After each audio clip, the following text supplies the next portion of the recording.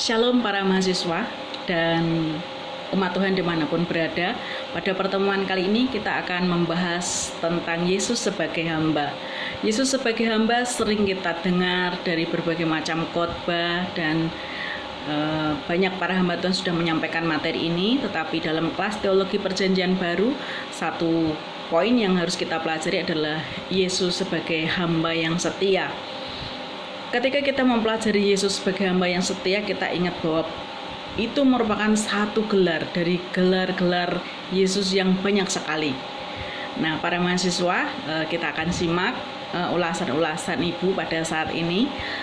Kalian bisa mendengarkan dengan santai dalam kelas online ini. Kita akan mempelajari, saya mungkin sedikit kurang sempurna dalam menyampaikan.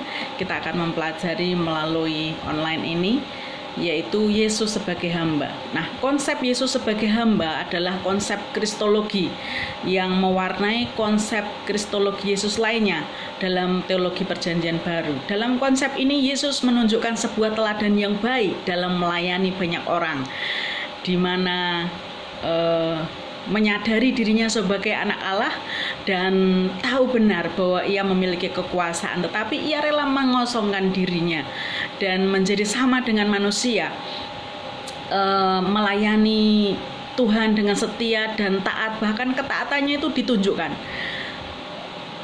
lewat pengorbanannya, lewat pengambilan keputusannya untuk menyerahkan dirinya, disalibkan demi banyak orang, termasuk saya dan saudara. Mahasiswa yang terkasih di dalam Tuhan, menjadi seorang hamba yang memimpin dan menjadi seorang pemimpin yang menghamba itu juga dilakukan oleh Yesus. Itu nanti kita aplikasikan dalam kehidupan kita sehari-hari. Bagaimana kita menjadi pemimpin-pemimpin rohani. Kalian menjadi masa depan yang diandalkan untuk memimpin umat Tuhan secara rohani, yaitu saudara-saudara akan menjadi pemimpin, membawa mereka tetapi dengan sikap seorang hamba, bukan seorang bos. Menjadi seorang hamba yang memimpin dan menjadi seorang pemimpin yang menghamba, itulah yang dilakukan Yesus. Dengan demikian kenyataan ini menjadi menarik jika dilihat dan direlevansikan ya dalam pelayanan saya dan saudara di kemudian hari.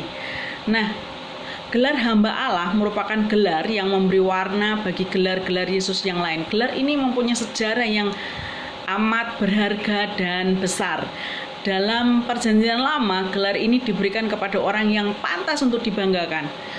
Gelar itu memang mewarnai tokoh-tokoh puncak sejarah Israel, dan mereka itu adalah pelaku-pelaku penting dalam sejarah penyelamatan yang dilakukan oleh Allah untuk umat manusia.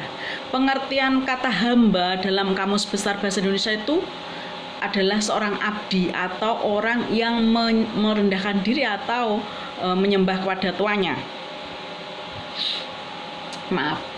Artinya bahwa dalam kondisi atau kehidupan sosial ada hubungan atau kedudukan di masyarakat. Ada yang lebih tinggi dan ada yang lebih rendah. Yang lebih rendah itu salah satunya mereka yang memberi dirinya mengabdi kepada orang yang punya kedudukan tinggi. Nah, hal-hal lain juga ialah bahwa seorang yang dikatakan hamba adalah orang suruhan yang mempunyai tugas dan tanggung jawab untuk dapat melakukan sesuatu yang diperintahkan atau dipercayakan untuk melakukan tugas. Dan dalam melakukan tugas itu, orang tersebut atau yang disebut hamba itu dapat melakukan tugasnya dengan tanggung jawab dan dapat dituntut jika dia tidak bertanggung jawab. Nah, relevansinya dalam pelayanan gereja, sebenarnya ketika kita menjadi hamba yang taat dan setia, kita tidak lagi menjadikan diri kita merasa seperti orang yang kok saya ini rendah sekali dan sebagainya. Tapi mentalitas itu memberikan semangat kepada kita bahwa memang kita ini adalah orang-orang yang seharusnya melakukan semuanya itu dengan penuh tanggung jawab. Kata hamba bukan hanya pada dunia sekuler saja, tapi juga di dalam dunia Alkitabiah. dan sering kita juga lihat dalam penulis-penulis Alkitab ya.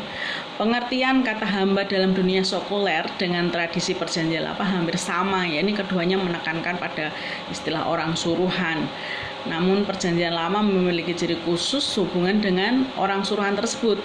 Maka kata hamba dalam perjanjian lama berhubungan dengan panggilan Allah kepada orang-orang yang dipercayakannya. Pemakaian kata hamba yang berhubungan dengan panggilan Allah ini kepada pribadi yang dipilih secara khusus banyak ditemukan dalam kitab nabi-nabi besar dan nabi-nabi kecil. Dan orang yang mendapat panggilan khusus dari Allah biasanya disebut hamba Allah. Gambaran Yesus sebagai hamba Allah mencapai puncaknya dalam gambaran yang menderita. Dan hal ini menurut bukunya Donald Guthrie, hamba yang menderita dengan jelas memainkan peranan yang penting dalam pengertian kita tentang karya Kristus. Satu-satunya gambaran yang memberikan dasar pada pemahaman ini adalah citra hamba Allah. Artinya bahwa Yesus mengambil resiko untuk disalibkan. Jadi salib itu bukan hal yang dipaksakan padanya tanpa ia bisa memilih. Yesus bukan korban oleh manusia maupun situasi pada saat itu. Sejak awal Yesus melihat risiko perjuangannya untuk membuat suatu kemuliaan, tragedi dan kemenangan. Dan yang berikut juga ialah dalam risiko itu nampak benar ketaatan dan keberanian Yesus sebagai hamba. Sebagai hamba Yesus menjalani pilihan Allah dan ia tidak mundur darinya. Memang membutuhkan keberanian besar menghadapi risiko fatal dan situasi sulit yang lama dibanding dengan tindakan kepahlawanan dalam situasi darurat. Yesus memiliki ketaatan yang hebat. Nanti kita akan belajar satu bab perikop khusus dalam kitab Markus ya. Yesus mengesampingkan kemuliaan, kedudukan dan segala hak surgawi dan penggunaan sifat-sifat ilahinya. Kalau kita bisa baca di dalam Yohanes 14 ayat 4, Lukas 22 ayat 27, Matius 20 ayat 28, karena anak manusia juga datang bukan untuk dilayani, melainkan untuk melayani dan untuk memberikan nyawanya menjadi tebusan bagi banyak orang. Di dalam Markus 10 ayat 45 mengatakan demikian. Selaras dengan itu, gambaran tentang hamba dapat ditemukan dalam nyanyian hamba Tuhan dari kitab Yesaya. Seorang hamba, Yesus menderita dan mati untuk banyak orang di dalam Yesaya 53 ayat 12. Yang paling penting ialah atau intinya adalah penderitaan yang tidak semestinya ditanggung oleh hamba Tuhan. Bahkan kematian Yesus untuk menyingkirkan dosa bangsanya. Hamba itu membuat dirinya sebagai persembahan untuk dosa. Di dalam Yesaya 53 ayat 1 kita bisa melihatnya. Nah, saudara-saudaraku, para mahasiswa, rekan-rekan mahasiswa, rekan-rekan diskusi saya, pada saat ini saya akan menyampaikan sedikit di dalam uraian Injil Markus, yaitu Yesus sebagai hamba. Di dalam Injil Markus, hamba dalam pandangan sosial masyarakat termasuk golongan yang rendah pada saat itu. Zaman sekarang kata hamba sudah enggak lagi dikenal, tapi kata yang sepadan dengan itu yaitu pembantu, buruh, mereka kurang yang dihargai dalam pandangan masyarakat. Seorang hamba terkadang ditindas atau diperlakukan dengan kasar oleh tuannya. Hamba atau pembantu termasuk pekerja kasar, artinya seorang hamba mengerjakan pekerjaan apa saja yang diperintahkan tuannya demi mendapatkan upah atau penghidupan. Tetapi sebetulnya, saudara-saudara, dalam pengertian yang diambil dari tradisi lisan, ada mengemukakan bahwa pada saat itu hamba sungguh-sungguh tidak dihargai, bahkan bisa diperjualbelikan. Tapi kalau sekarang sudah nggak ada. Sekarang tidak ada perhambaan lagi. Gambaran hamba dalam Alkitab ditemukan dalam nyanyian hamba Tuhan yang tadi saya sebutkan dalam kitab Yesaya, menunjukkan bahwa hamba itu sangat menderita dan mati demi orang lain. Menurut Browning, orang Kristen memahami nyanyian itu sebagai nubuat tentang Mesias yang akan datang. Penderitaan dan kematiannya adalah seperti yang dinyatakan dalam kitab suci dan sama sekali tidak kebetulan. bukan kebetulan. Hamba itu memiliki tugas melayani, bahkan menyerahkan nyawanya sekalipun ia berikan demi kesejahteraan orang di sekitarnya. Di dalam Injil Matius, buku Donald Guthrie berpendapat bahwa penulis Injil Markus ialah Markus dibuktikan dengan pandangan Papias, Kanon Muratorian, Irenaeus, Clement, Origen, dan Jerome. Selain itu, penulis Injil juga dikaitkan dengan Petrus, dengan kritik lain mengatakan bahwa Markus ditulis oleh Yohanes Markus.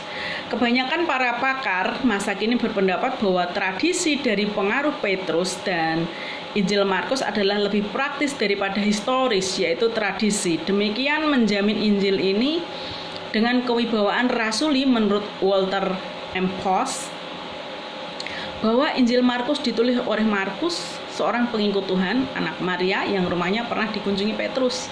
Dalam Kisah Para Rasul 12 ayat 12, Markus ikut dalam perjalanan Barnabas dan Paulus yang pertama. Nah, itu salah satunya kalau kita mau melihat sisi penulisan Injil Markus. Seorang bernama Wismodai Wahono mengakui bahwa Injil Markus ditulis oleh orang yang bernama Markus yang dibuat dalam Kisah Para Rasul 12 ayat 12-23. Namun cerita itu tidak menunjukkan tentang Injil Markus kecuali dikaitkan dengan penderitaan orang Kristen di Roma. Apapun pendapat para ahli, pada dasarnya penulis Markus adalah seorang yang dekat dengan Tuhan dan diberi hikmat untuk menulis tentang Yesus kepada semua orang. Ini terlihat pada bagian pertama Injil Markus, yaitu permulaan Injil Yesus Kristus, Anak Allah. Di dalam Markus pasal 1, Markus mengetahui bahwa Injil yang diberitakan adalah Injil mengenai Yesus Kristus. Injil Markus ditulis untuk orang Kristen bangsa Romawi. Hal itu ditandai dengan berbagai bukti. Yang pertama, Injil ini tidak memuat banyak kutipan dari Perjanjian Lama, hanya 1-2 kutipan saja. Kata-kata dari bahasa Ibrani yang tidak dapat dipahami oleh orang asing, misalnya kata Borgenes di Markus 3 ayat 17, kemudian talitakum Markus 5 ayat 41, Abba Markus 14 ayat 36, Eloi Eloi Markus 13 ayat 34. Seandainya Yohanes Markus menulis Injilnya untuk orang Yahudi saja, sudah tentu kata-kata Ibrani itu perlu ditranslatekan. Nah, adat istiadat orang Yahudi diterangkan mengenai pembasuhan di dalam Markus 7 ayat 8. Kemudian kedudukan Bait Allah menghadap Bukit Zaitun, menyembelih domba Paskah dan sebagainya ada di situ dalam bahasa aslinya. Tujuan penulisan Injil Markus adalah untuk memperkuat dasar iman orang percaya di Roma. Mereka didorong untuk dengan setia menderita demi Injil Yesus Kristus. Mereka diperhadapkan dengan kehidupan, penderitaan, dan kematian, sehingga mereka bisa menghayati dan meyakini kebangkitan Yesus. Penekanan utama Injil Markus akan Yesus adalah gambaran Kristus sebagai hamba yang datang untuk melayani dan memberikan hidupnya sebagai tebusan banyak orang. Nah, dua aspek dari sasaran Injil Markus ini diambil penulis sebagai sasaran dalam pembahasan. Yang pertama, mengenal pribadi Yesus sebagai hamba Tuhan yang sempurna dari identitas dan karakternya, yaitu di dalam pasal 1 ayat 1-13, 10 ayat 33-34. Yang kedua, mengenal pelayanan Yesus sebagai hamba Tuhan yang sempurna, yang selalu giat melayani sampai selama-lamanya. Kalian nanti bisa baca sendiri kitab Markus, dan yang sudah mengikuti kelas tafsir Perjanjian Baru dari kitab Injil Sinoptik pasti sudah tahu, sudah mempelajari. Yesus menurut Injil Markus memulai Injilnya dengan memperkenalkan Yesus sebagai anak Allah. Inilah permulaan Injil tentang Yesus Kristus anak Allah, Markus 1 ayat 1. Meskipun Markus memperkenalkan Yesus sebagai anak Allah, tetapi Yesus menggunakan referensi anak manusia bagi dirinya sendiri. Dengan demikian, maka anak Allah hanya dapat dipahami dalam terang judul yang lain, yaitu anak manusia. Istilah anak manusia muncul dalam Injil Markus dalam kata-kata Yesus yang menggunakan sebagai sebutan dirinya. Selanjutnya, Yesus nampaknya menggunakan gelar ini secara khusus sebagai koreksi terhadap pemahaman umum yang salah tentang anak Allah. Misalnya dalam Markus 8 ayat 27 sampai 33, jawaban Yesus untuk pengakuan Petrus tentang dia sebagai Mesias adalah bahwa anak manusia harus menderita. Demikian juga jawaban Yesus atas pertanyaan imam besar, apakah engkau Mesias? Anak yang terpuji adalah aku. Ia langsung memenuhi syarat respon bahwa dengan menambahkan, dan kamu akan melihat anak manusia duduk pada sebelah kanan Allah. Nah, para mahasiswa yang saya kasihi, kita tidak akan terlalu banyak membahas tentang anak Yesus sebagai anak manusia. Nampaknya kita akan terus langsung kepada Yesus sebagai hamba yang setia. Nanti saudara akan membaca sendiri, mempelajari sendiri pada bab yang lain. Saya akan mengulas tentang Yesus sebagai anak manusia. Tapi sekarang yang paling penting, Yesus Kristus sebagai hamba yang setia. Dalam Injil ini, dalam Injil Markus maksudnya, Tuhan Yesus dilukiskan sebagai anak manusia yang menghamba dengan setia, berkenaan dengan pernyataannya sebagai anak manusia yang akan melayani dan menanggung banyak penderitaan. Injil Markus mencatat beberapa kali pernyataan tersebut, yaitu Markus 3 ayat 31. Kemudian mulailah Yesus mengajarkan kepada mereka bahwa anak manusia harus menanggung banyak penderitaan dan ditolak oleh tua-tua, imam-imam kepala, dan ahli-ahli Taurat, lalu dibunuh dan bangkit sesudah 3 hari. Tadi saya harus bilang Markus 8 ayat 31. Markus 9 ayat 12, jawab Yesus, memang Elia akan datang dahulu dan memulihkan segala sesuatu. Hanya bagaimanakah dengan yang ada tertulis mengenai anak manusia bahwa ia akan banyak menderita dan dihinakan. Markus 9 ayat 31, sebab ia sedang mengajar murid-muridnya. Ia berkata kepada mereka, anak manusia akan diserahkan ke dalam tangan manusia dan mereka akan membunuh dia. Dan 3 hari sesudah ia dibunuh, ia akan bangkit. Markus 9 ayat 31, sebab ia sedang mengajar murid-muridnya, ia berkata kepada mereka, anak manusia akan diserahkan ke dalam tangan manusia dan mereka akan membunuh dia, dan 3 hari sesudah ia dibunuh, ia akan bangkit. Di dalam Markus 10 ayat 33 katanya, sekarang kita pergi ke Yerusalem dan anak manusia akan diserahkan kepada imam-imam kepala dan ahli-ahli Taurat. Dan mereka akan menjatuhi dia hukuman mati, dan mereka akan menyerahkan dia kepada bangsa-bangsa yang tidak mengenal Allah. Anak manusia memang akan pergi sesuai dengan yang tertulis tentang dia.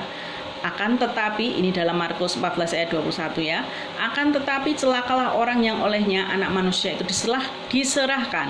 Adalah lebih baik bagi orang itu sekiranya ia tidak dilahirkan. Markus 14 ayat 41, kemudian ia kembali untuk ketiga kalinya dan berkata kepada mereka, tidurlah sekarang dan istirahatlah, cukuplah, saatnya sudah tiba. Lihat, anak manusia diserahkan ke tangan orang berdosa. Terlihat dengan jelas bahwa penderitaan tersebut adalah sebuah hal yang menjadi sesuatu yang melekat dengan ungkapan anak manusia. Hal itu ditunjukkan dalam Markus 8 ayat 31, yaitu pada kalimat harus menanggung banyak penderitaan dan ditolak. Kata harus memiliki ide dasar sesuatu yang perlu atau dibutuhkan karena memang hal itu telah mengikat pada personal yang seharus menanggungnya adalah Yesus. Di dalam Markus 10 ayat 43, karena anak manusia juga datang bukan untuk dilayani, melainkan untuk melayani dan untuk memberikan nyawanya menjadi tebusan bagi banyak orang. Ini menggambarkan salah satu fungsi dari ungkapan anak manusia yang melekat pada Yesus, bahwa dia datang ke bumi untuk melayani, menyerahkan nyawanya bagi tugas penebusan dosa. Dan Markus 14 ayat 61-62 menjelaskan bagaimana pernyataan secara tidak langsung Yesus mengenai siapakah dia dalam sebuah peristiwa menjelang penyalipannya, tetapi ia tetap diam dan tidak menjawab apa-apa. Imam besar itu bertanya kepadanya sekali lagi, katanya, "Apakah engkau Mesias, anak dari yang terpuji?" Jawab Yesus, "Akulah dia. Dan kamu akan melihat anak manusia duduk di sebelah kanan yang maha kuasa dan datang di tengah awan-awan di langit." Dari semua referensi di atas, sikap Yesus sebagai hamba yang melayani dapat disimpulkan dalam 3 hal. Ia memulai pelayanannya selalu berdoa. Dia berdoa sebelum memulai pelayanannya. Pagi-pagi benar, waktu hari masih gelap, ia bangun pagi, keluar, pergi ke tempat yang suci, yang sunyi, berdoa di dalam Markus 1 ayat 35. Nanti kalau saudara baca, salah satu kitab yang saya referensikan di dalam Perjanjian Baru, bagian kitab Markus, tentang ungkapan Yesus sebagai hamba. Dan ia melayani bukan dilayani. Ini Markus 10 ayat 45, ini yang paling penting, paling pokok, kalian paling ingat. Karena anak manusia juga datang bukan untuk dilayani, melainkan melayani. Inilah sikap atau penekanan ajaran Yesus sebagai hamba. Dan untuk memberikan nyawanya menjadi tebusan bagi banyak orang. Markus mengungkapkan kehambaan Yesus dengan sangat jelas dalam bagian ini bahwa Yesus datang untuk melayani. Ia rela menderita bagi banyak orang dan untuk memberikan nyawanya menjadi tebusan bagi banyak orang.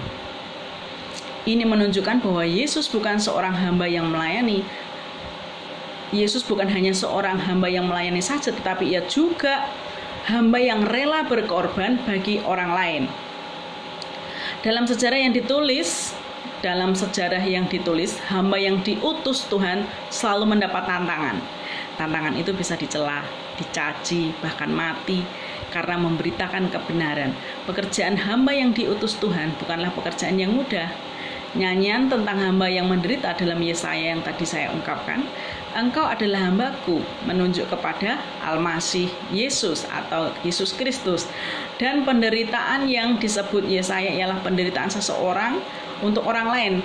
Kemudian hal ini nyata dan dicatat oleh Matius dalam Injil Matius 8 ayat 17 bahwa dialah yang memikul kelemahan kita dan menanggung penyakit kita.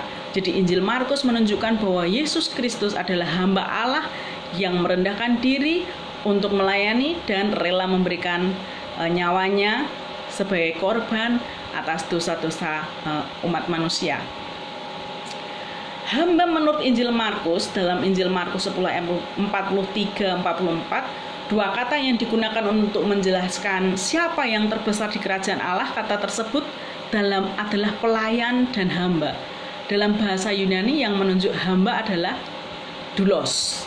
Konsep hamba sama dengan konsep anak manusia. Kedua istilah ini setara dengan nyanyian hamba yang menderita dalam Yesaya 53. Pada dasarnya hamba dalam teks Markus 10 ayat 44 menjelaskan posisi hamba kaitannya dengan anak manusia yang menderita, seperti dijelaskan di dalam ayat 45,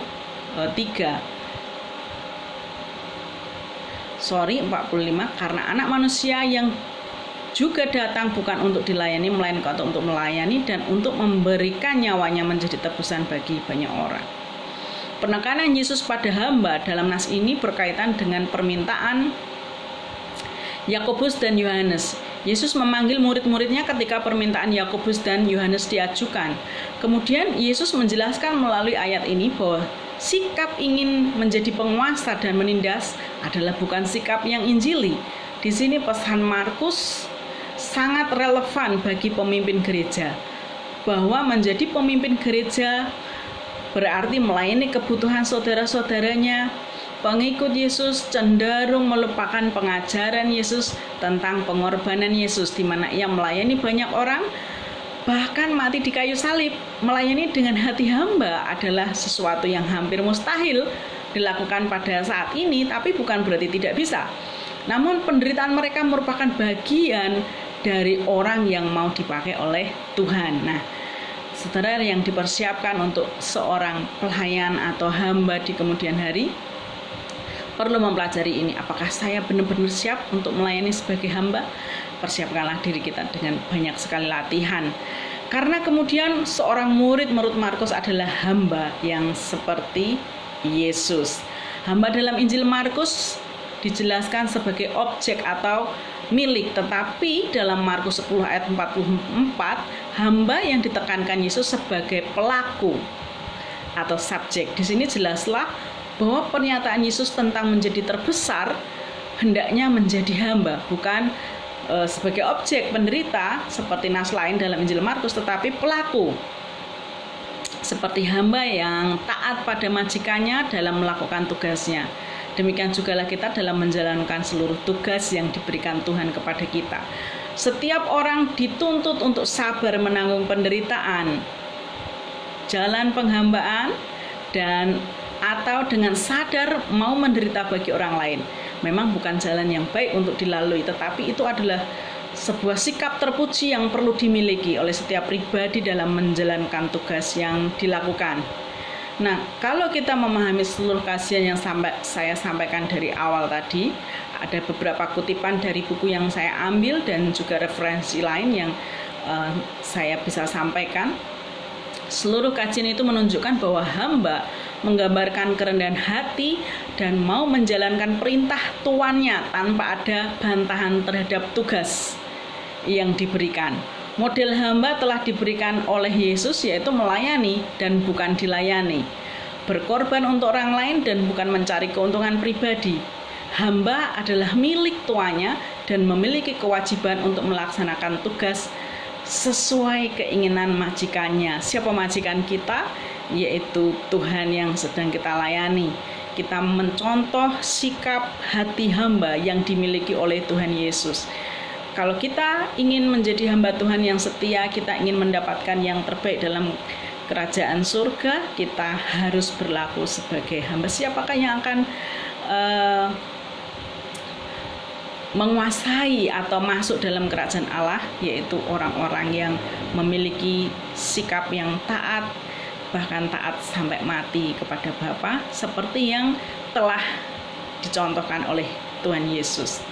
Demikian pelajaran kita hari ini tentang Yesus sebagai hamba. Tuhan Yesus memberkati kita.